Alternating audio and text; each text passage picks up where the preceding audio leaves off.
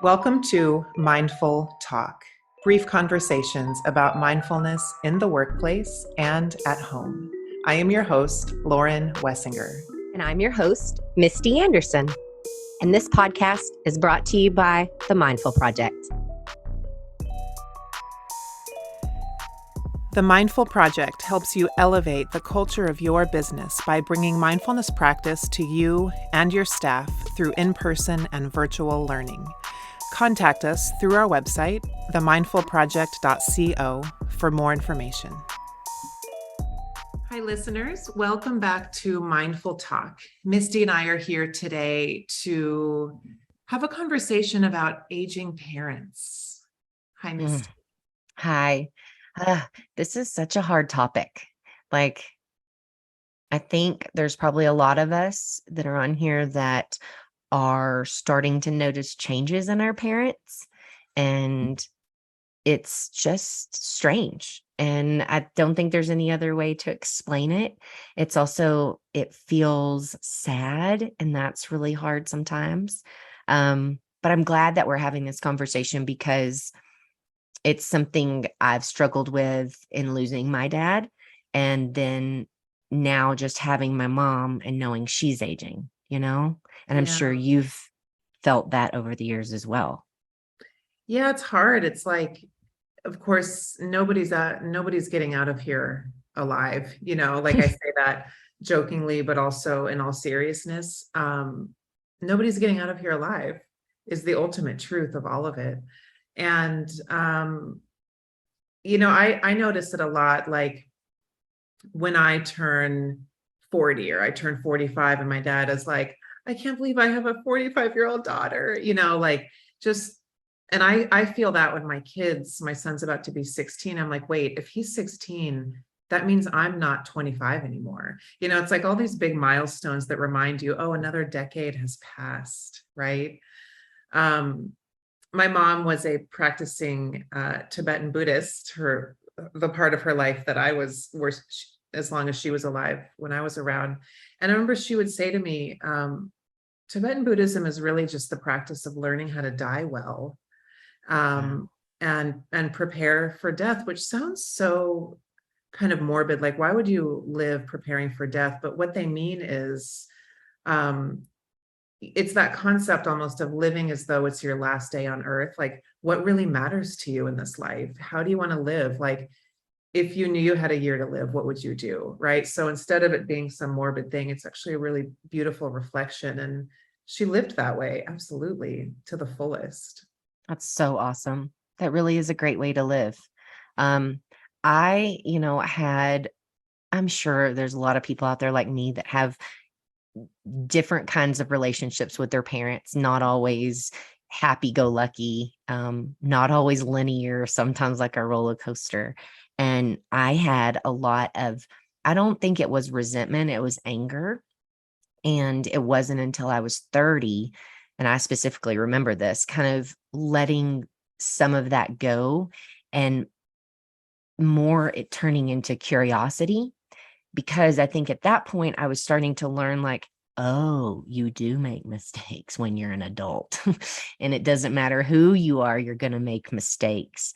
And perhaps people need to be forgiven for their mistakes. I was kind of starting to work through that and realize that my parents were real people and not just my parents. And so once I started letting go of that anger, that came curiosity and learning to kind of embrace them as people and who they are, because they're not changing. And I think for a long time, I kind of wanted them to be the way I wanted them to be, and that just wasn't them. And the truth is, they both love me, and they're good people. And I actually, as I've gotten older, I've come to appreciate how much I am like both of them, and it's not so bad. And I used to kind of not want to have some of those qualities, but some of the other qualities are really good, and they are in me as well. And so that for me has come with age. And when I think about aging parents, I'm an aging parent now.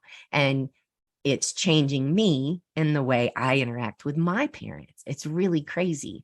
And I don't think that you have to have kids to have that perspective. That probably does come a lot with age. But what I've learned is if I were in my parents' shoes and, or, when my kids are older, how do I want them to treat me? Do I want them to hold me accountable for the things I did when I was 25 and stupid? Or do I want them to realize that I'm a human and I make mistakes and I age and I grow and I change? So I think it's I'm happy that I feel like I'm setting a better example of how to age and accept your parents, because I Mhm. think it is really hard and you only get one, you only get, the set. That's it. There's no more. And I think once I finally learned that, then I was like, okay, I'm ready to accept them. And sadly, I only had, 10 years with my dad before he passed away. And that, sure you can agree, is a huge wake up call to, oh my gosh, now I have one. And so I'm very like on my mom about making sure she takes care of herself and her health and things like that. Because I've only got one left. So Mhm.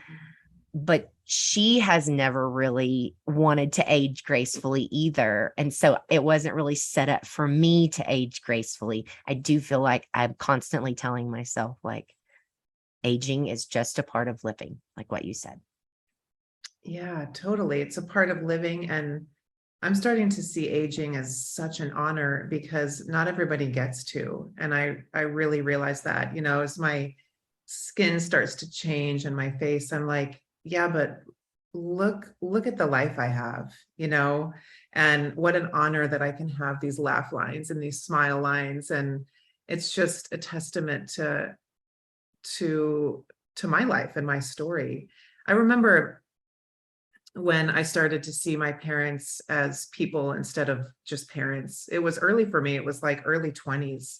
So much about you changes when you go to college, of course, and get out in the Mhm. world. And I was like 21, 22, and they just stopped being like the dynamic of child parent will always be there, but they stopped being just parents. And I stopped being just the child. And they've always had a deep respect for me and never treated me as if I was some dumb kid and didn't know and was making bad life choices. They never did that to me. And so I think early I was able to show that equal respect back to them. But you're right. It's funny about like the dynamic when you're the kid and they're the parent. There's an expectation from the kid. I mean, us as adult kids, right? This expectation that they should always do the right thing. But now that I'm 45, I'm like, oh, right, I don't always do the right thing. I will never always do the right thing. And that perspective kind of changes that, oh, right, we're just all people trying to do the best we can with the tools we've got is pretty much the gist of it. Yeah. I think it's, I think it's really hard when you watch. So I was raised a lot of my life by my grandparents. So I've had the unique perspective of going through a lot of the aging early, right? For watching someone age early. And so, like, when I was in high school, my grandparents both had dentures, right? And they'd leave their dentures, not my mom, but my pa would leave his dentures all over the house. And so, signs of aging for me showed up really early, but they were also very, the very like they got active is I guess the word I was looking for. They were very active and they didn't look old. Do you know what I mean by that? Mhm. And so I've always been given an example of hard work, staying like moving, keep on doing things. My grandmother's 85 and she still line dances like twice a week. So I think aging is all like, it's just how you look at it, like what you said. And I think that it's really important as our parents get older that we really focus on learning more about them. Like I've really tried, we were just talking about this before, the ancestry.com thing. So I recently did like the DNA thing. Actually, I did the DNA ancestry like a couple of years. And it keeps adding to it every time people add to it. And it's just been really interesting because as the family history's grown on there and I've learned about things, I've discussed it with my family. And, it's interesting to learn about their perspective of that and what they know about that, because it's not anything I've ever even been told or heard about. So I think a really good mindful practice, and I'm actually, now that I'm talking about this, I'm going to do this when we get off the phone, is kind of stepping back and asking some of those questions to your parents if you can, and just curiosity. And what was it like when they were a kid, and who was their grandparents, and did they stay with their grandparents in the summer?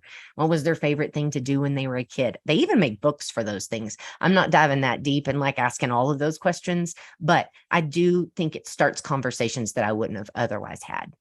Mhm. Yeah, there's even a company, it's not called Storyboard. I thought that's what it was called, but it's an app or something, and you can buy, I don't know how much it is, you can buy the membership, maybe it's what you're saying, and you send it to certain people, and there's questions that they get to write about, and it saves it and creates this book, which is so sweet. My dad is a writer, he writes every day, Oh, a wow. lot, and for a while, I'll probably start it up again at a certain time, but I would create a little piece of art out of a question and send it to him in the mail. Like maybe it's a watercolor with a very specific question on it. And he has written me like pages and pages and pages based off these questions. And I have them all. Oh my And yeah, and gosh. it's stuff that I never would have known about if I hadn't sent him the question, you know? Wow. So we were going to do the program I was just telling you about, but then somebody has your story somewhere in the internet. And so we just decided to do it kind of old school and send the question through the mail, and he would write it up and then send it to me in the mail. Yeah. Well, and I mean, it does. If you're listening, and I mean, this is what I plan on doing. I'm just going to text my mom and ask her a Mhm. question. And it's Mhm. like just opening that dialogue. And probably she's going to be like, why is Misty asking me this question? But then it's like, I'm curious. I want to know about these things. And I'm sorry if I didn't do a better job of learning about this Yeah. along the way, and that's what I hope to do better with my kids is probably my husband gets tired of it, but I'm constantly sharing stories with my kids Yeah. about growing up and my friends and where I've traveled and just funny stories so that they have those. Because I want them to remember Yeah. constantly that I'm a person at the end of the day. Yes, Yeah. I'm their mom, but I'm a person, and people make mistakes and they say the wrong things, they do the wrong things. And so hopefully those stories help them. Definitely. Definitely. Yeah. I had the privilege of knowing my mom was sick for like 10 years before she died. And I say privilege because I was young when she died, like 20 something. Um, I knew she was really sick, but she was still living a very full life. And I was able to decide every day that if this was the last thing I said to her, that she would never question how much I loved her, you know? And I continue that today with my dad and my stepmom, both of whom I adore and love so much. Um, no one's getting out of here alive. Like I'm very realistic about that. And they're both doing well and super healthy and active. And but everyone has their thing that they're dealing with, of course, health wise.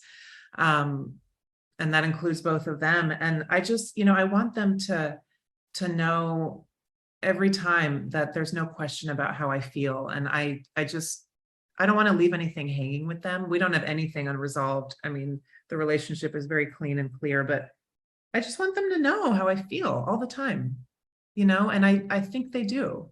And that's part of me practicing just these transitions of people's lives of like, what do I want to leave them with, and just not leaving anything unresolved or open or anything like that. I think it's a really beautiful practice. I agree with you. And I know, because I'm not like Lauren. I didn't have, my life was kind of over the board and help with my grandparents and with my mom, and my mom was remarried. And so it was kind of turbulent in that respect. But I know that through my own work, It's not anybody but me. Through my own work, I came to a place of understanding of their people. They made mistakes. Moving on, because I got two of them. Now I got one. And I would hope that my children would forgive me for those things too. And that I feel like helps them age better, knowing, or age more gracefully, knowing that their children and their family accept them for who they are, you know? Yes, totally, totally. And with the parents, with our parents, it's like whether the situation is pretty good and always has been like mine, or if it's been a little more twisty and turny like Misty's. At a certain point, at a certain age, like at least the age Misty and are at, we are creeping toward middle-aged. I mean, we are full-blown adults, even though sometimes I think we feel like we're still So crazy. teenagers in certain ways. What? But like at a certain point, we have to either tell our parents they did a great job, thank you so much, or in some way express to them, um, like, I'm letting you off the hook, Mhm. like this life now needs to become mine, and I'm ready to let you off the hook or work through if it's something bigger that needs to be worked through. I mean, there's no cookie cutter way to do this, but at some point, we've got to stop letting our childhood inform so much of our current moment and of our future, whether it means letting them off the hook, getting to therapy, right? Getting to trauma therapy, like something's got to start to shift. Or if it's just telling our parents, thank you so much for everything you did for me. I'm good. You did a good job. I will tell you, if you're in a boat right now where you're like, my gosh, I have an aging parent, I don't have a relationship with them, or it's not a great relationship, the best thing that you can do is start with yourself. That's what I did. Start with yourself. Start your mindfulness practice, start sitting, start meditating. Those things will start, like what you said, the perspective you gain and the self-awareness you gain. Suddenly you start to see things a little bit differently. Now I can see my mom as a single mom with a kid who had ADHD and was crazy hyper, and a mom that helped her out. That's actually a blessing, because she was young and I was a lot, and she had a mom that could help. And Yeah. so I can look at that in a different lens, but that lens came from my mindfulness Yeah. practice. And I think that if you're in that boat right now, that is exactly where I would recommend starting, Mhm. for any relationship for that matter, but healing relationships as you kind of get to that point where you know that your parents are aging and you would like to make a difference, because none of us want to. I mean, my dad, when he was last year, my dad passed away, and he had atrial fibrillation. He was very sick, and he ended up having a stroke, and then he was in the hospital for a while, and we had to take him off life support. And it was 2.5 months of awfulness. And through that, I was able to talk to him and really forgive him for any and all things, tell him that I loved him. And I didn't feel like it was too late, because I think he was ready to go and I was okay with that for him. But at the same time, I wish that I would have had that mindful practice 5 years before that so that I could have had more time with him. Yeah. So I say all that to say, don't be regretful, because regret is no fun. And I don't beat myself up about it. I don't, anything like that. I just know that my mindful practice could change that. And now I know moving forward how to mend those relationships that weren't where they were supposed to be. Mhm. Yeah, it definitely takes practice and experience, doesn't it? I'm with Yeah. you. Yeah. And we've done an episode on forgiveness before, but it is a huge part of it too. Like even forgiving that person to set yourself free if that's needed. It doesn't mean that you are okay with what happened Yeah. or how they treated you or the mistakes they made. You're not excusing it. But at some point for your own heart and your own healing, there's got to be a level of forgiveness because otherwise it's just holding on to something that will turn into regret possibly, or just deep pain. It's hard. And we won't get into forgiveness right now, but you could start the process and it might take a couple of years, but it is part of saying goodbye to somebody. I forgive you, I set you free, I let you off the hook for all of that. And you know, Well, yeah. thanks for letting me share. I don't mean, I mean, obviously, I'm a human, so it's my parent. And of Mhm. course, I get teary eyed. But I say all that really, I'm very passionate about it because I think that if I didn't have a mindfulness practice, I would have never let go of so many things. I Mhm. wouldn't have been more open to understanding their side of the story. And I wouldn't have gotten to where I was with my dad and had that short amount of time that I did before he passed away. Yeah. And that's, you can mend those relationships, but it probably has to start with you, especially being that, and I don't mean this anything to the next generation, but we have a lot more tools in our toolbox than they did. And my dad was a stubborn Southern man, and there wasn't much changing that, but I had the ability to change, and I had the ability to change my mindset and therefore our path, which is awesome. So as your parents age, you kind of do have to take the driver's seat at some point, which is kind of crazy because they're the parent and they're supposed to be driving, but at some point my kids will take over. Do you know what I mean? And so Yeah. I've I've kind of learned that and I feel much better about that.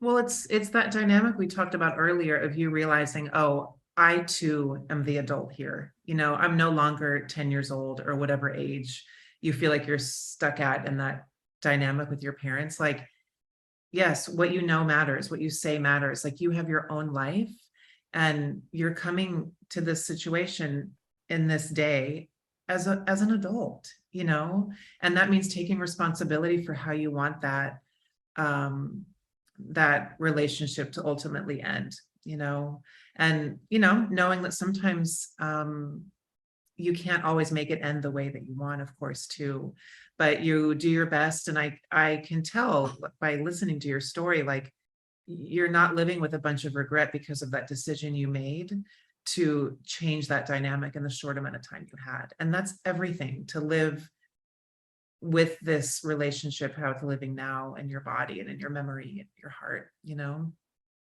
I agree. I think that a good homework is if you have a good relationship with your parents or a relationship, reach out to them after you hear this, tell them you love them, ask them a great question, something about their childhood, pique some interest, start the conversation. And if you don't, go sit down and just sit and maybe visualize your parents and see what emotions come up. And they might not be fun because they were not fun for me for a long time, but it's a starting point. And the more you sit and the more you think through that, the more some of that will let go. And and on the question homework, which I Yeah, love, even if you don't have the best relationship with your parents, but you're still in each other's lives and you are still in communication, I almost want to say ask them one of those questions also, one of those bigger life questions, because it might give perspective about why they're the way they are. And sometimes when we really get to know what a person is about beyond the role of parent, there's a big hit of enlightenment or awareness or perspective that you could get that would possibly be really healing. So learning more about somebody is always, I think, a healing endeavor. I agree. I think that's an awesome addition to the homework. Well, I really appreciate you guys being here today. I appreciate you, Lauren. It's like therapy. I feel so much better. I'm going to text my mom after, tell her I love her. And I really appreciate you guys. And just know that whatever your relationship with your parents are, you can take the driver's seat and you can start working on yourself, which therefore could impact that relationship. And even if it doesn't, it's going to help you. So thanks for listening, and we will see you guys very soon. Take care.